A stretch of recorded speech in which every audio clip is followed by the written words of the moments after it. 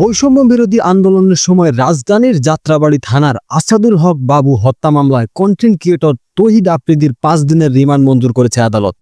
আর সোমবার পুলিশের করা আবেদনের শুনানি শেষে ঢাকার মেট্রোপলিটন ম্যাজিস্ট্রেট শারাফ ফারজানা হক এই রিমান্ড মঞ্জুর করেন। আজ বেলা 2টা 25 আফ্রিদিকে ঢাকার চিফ মেট্রোপলিটন ম্যাজিস্ট্রেটে আদালতে তোলা হয়।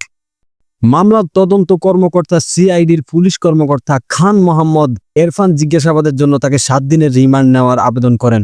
শুনানির সময় তাকে এজলাসে তোলা হয়। তবে আফ্রিদির আইনজীবীরা রিমান্ড বাতিল ও জামিন চেয়ে আবেদন করেন। পরে উভয় পক্ষের শুনানি শেষে আদালত তাকে রিমান্ডে জিজ্ঞাসাবাদের অনুমতি দেয়। এর আগে রোববার রাতে সিআইডির একটি দল বরিশাল থেকে তৌহিদ আফ্রিদিকে গ্রেপ্তার করেন। আফ্রিদি বেসরকারি টিভি চ্যানেল মাই টিভির চেয়ারম্যান নাসির উদ্দিন ছাতির ছেলে। আরেকটি মামলায় গত 17 আগস্ট রাজধানীর গুলশান থেকে তার বাবাকেও গ্রেপ্তার করা হয়। মামলার এজাহারে বলা হয়েছে, বৈষম্য বিরোধী আন্দোলন চলাকালে গত বছরের 5 আগস্ট যাত্রাবাড়ী থানাধীন পাকা রাস্তার উপর আন্দোলনে অংশ নেন মোহাম্মদ আসাদুল হক বাবু। ঘটনার দিন দুপুর 2:30টায় আসামিদের ছোড়া গুলিতে আসাদুল হকের বুকে ও ডান পাশে লাগে। পরে হাসপাতালে নেওয়া হলে চিকিৎসক তাকে মৃত ঘোষণা করেন। এ ঘটনায় গত বছরের 30 আগস্ট যাত্রাবাড়ী থানায় হত্যা মামলা করেন নিহতের বাবা।